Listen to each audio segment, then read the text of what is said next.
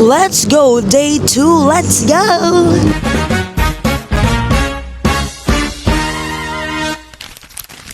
It's my second day here in Seoul, South Korea.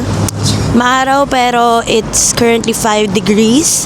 And today, my itinerary is the COEX Mall and then the Starfield Library and then Lotte Adventure World kasi kasama yun sa Discover Seoul Pass ko. So guys, very exciting and hawak ko yung oras ko today, the itinerary today, hawak ko. So, it will be just a very chill day. Sana, literal na chill kasi lamig. Let's go!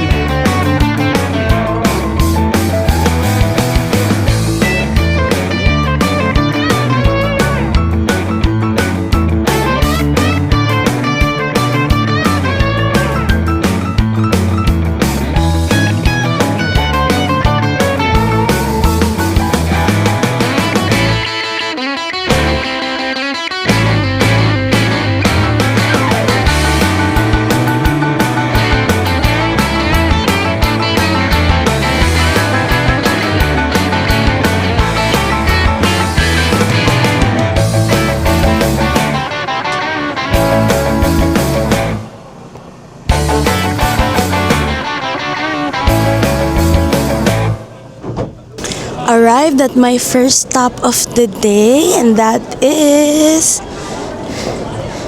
COEX Mall.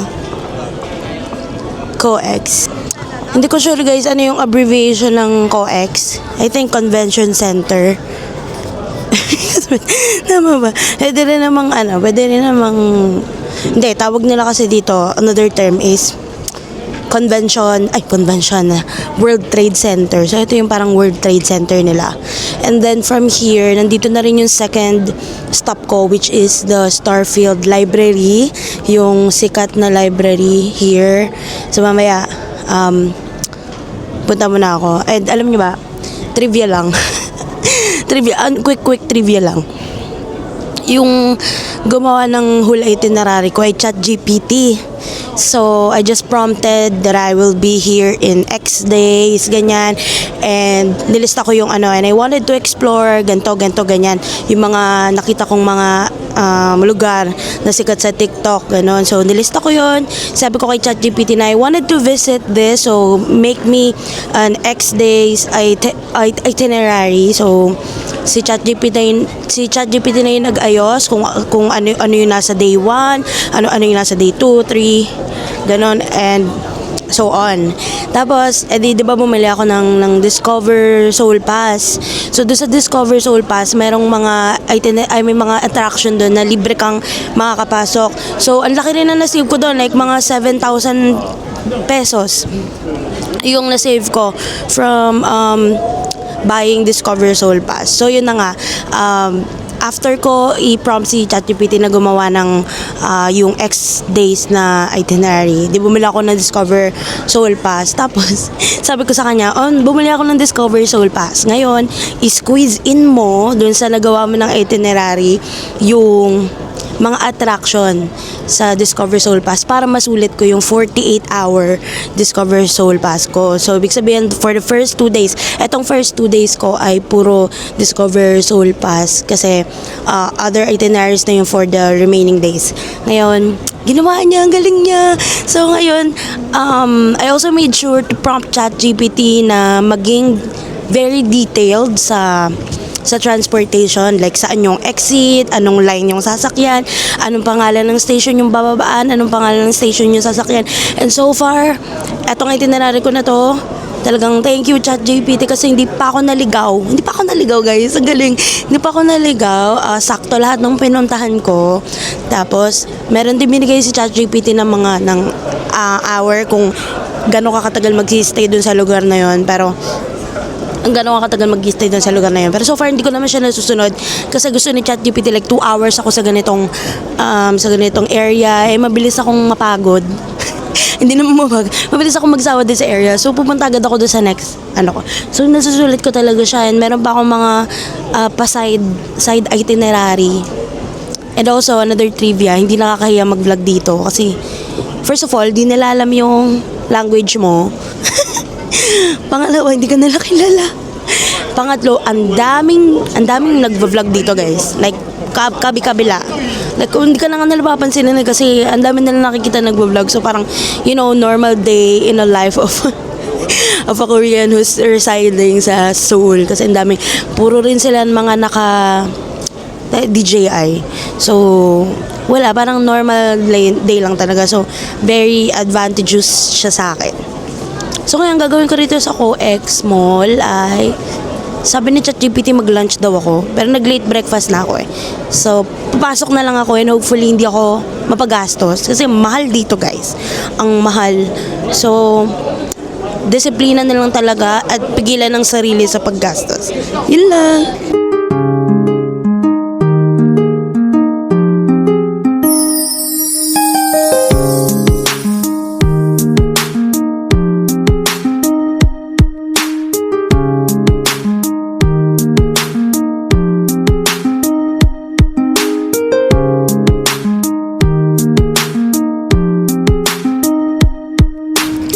Hindi na ako pumasok ng COEX Mall kasi hindi naman ako bibili ng kahit ano. At para rin hindi na rin ako matukso. So, I'm here in my next stop, ang Starfield Library. Yan. Let's go. Tayo pumasok. Pool.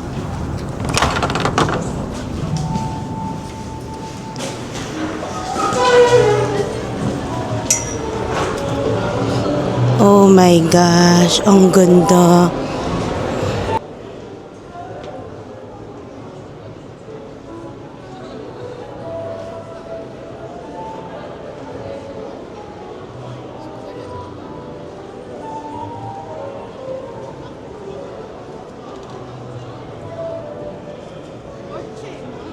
Kahit di ka palabasa, mapapabasa ka dito.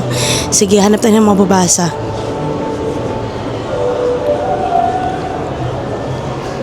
O, diba? Maintindihan ko ba yan? Hindi. Performative lang. Ito pa.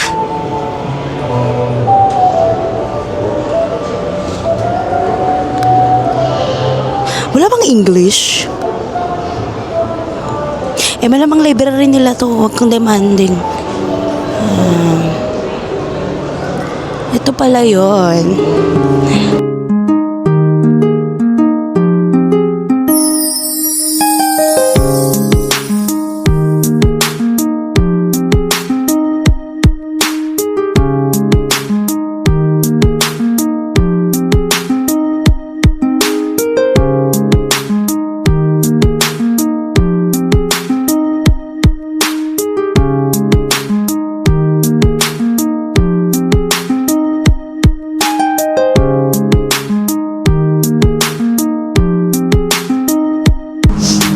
I'm done with the Starfield Library.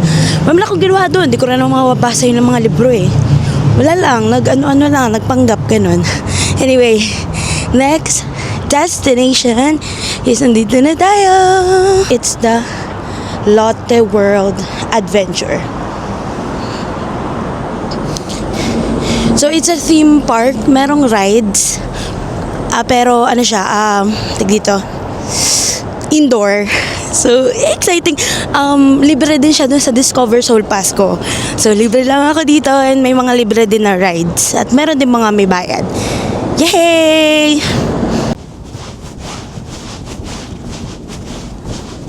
Okay, nandito na tayo sa loob ng Lotte World Adventure.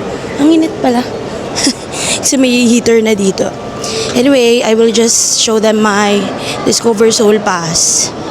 Tapos makakahingi na tayo ng ticket.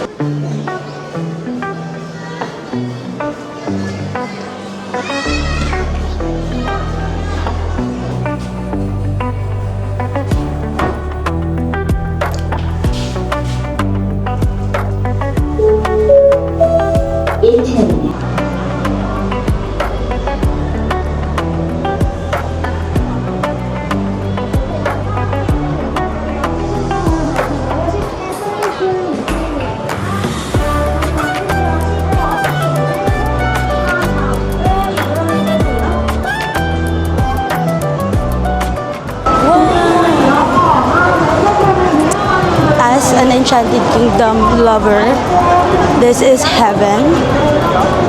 And also it's a plus na indoor siya. Hello, kung outdoor to, din namatay ang lahat sa lamig, di ba? Hanapin ko ngayon ang Atlantis kasi yun ay isa daw sa famous ride. I don't know where it.